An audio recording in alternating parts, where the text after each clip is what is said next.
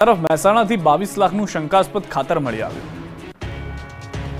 મહેસાણા પંથકમાં ખેડૂતો સાથે દગો થયો। મહેસાણામાંથી શંકાસ્પદ ખાતર બિયારણનો જથ્થો સીઝ કરાયો। મહેસાણા, કડી અને વિજાપુરમાં કૃષિ વિભાગે દરોડા પાડ્યા। આ દરમિયાન તપાસ કરતા 22 લાખનો શંકાસ્પદ ખાતરનો જથ્થો મળી આવ્યો। 22 લાખનો શંકાસ્પદ જથ્થો સીઝ કરાયો। જિલ્લામાં કુલ 98 વેપારીઓને ત્યાં જથ્થો સીઝ કરાયો। 4 વિક્રેતાઓને ત્યાં બિયારણ ખાતર વેચવા પર પ્રતિબંધ મુકાયો। 4 વિક્રેતાઓને નોટિસ અપાઈ। કડીમાં 8.275 મેટ્રિક ટન શંકાસ્પદ યુરિયા ખાતર મળ્યું। કડીમાં 2 વિક્રેતાઓને નોટિસ। વિજાપુરમાં 1000 કિલો, મહેસાણામાં 11.875 કિલો શંકાસ્પદ બિયારણનો જથ્થો મળ્યો। બિયારણ અને ખાતરનો રિપોર્ટ ન આવે ત્યાં સુધી જથ્થો સીઝ કરાયો। દાંતાના તાલુકામાં ટીબી વકર્યો, 18,000 શંકાસ્પદ કેસ મળ્યા। દાંતાના તાલુકાના આદિવાસી વિસ્તારમાં ટીબી રોગ વકર્યો છે। દાંતા તાલુકાના 186 ગામડાઓમાં આરોગ્ય વિભાગ દ્વારા એક સર્વે કરવામાં આવ્યો, જેમાં ટીબીના 478 જેટલા કેસ પોઝિટિવ મળી આવ્યા।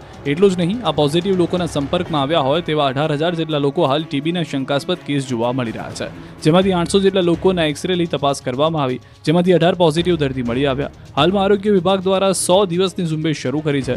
વિવિધ હેલ્થ વર્કરો અંતરિયાળ વિસ્તારમાં જઈને આવા દર્દીઓની ઓળખ કરવામાં આવી રહી છે। વજન કરવા સાથે ટીબીના રોગને લગતી દવાઓ પણ તેમને ઘર બેઠા આપવામાં આવી રહી છે। પાવાગઢમાં પ્રવેશ દ્વાર બંધ કરી દેવાતા સ્થાનિકોએ ચૂંટણી બહિષ્કારની આપી ચીમકી। યાત્રાધામ પાવાગઢ ખાતે ચાંપાનેર અને પાવાગઢ ગામના પ્રવેશ દ્વારનો કેટલોક ભાગ ધરાશાયી થયેલી હાલતમાં છે, જેથી તેને અવરજવર માટે બંધ કરવામાં આવ્યો છે।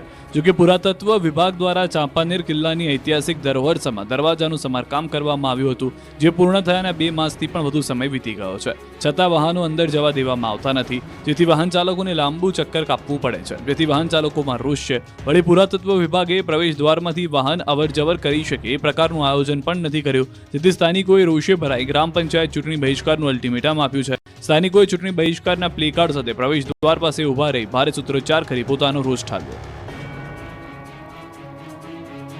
Veer Narmad university self finance કોર્સની ફીમાં તોતિંગ વધારો કરતા એબીવીપીએ કર્યો વિરોધ।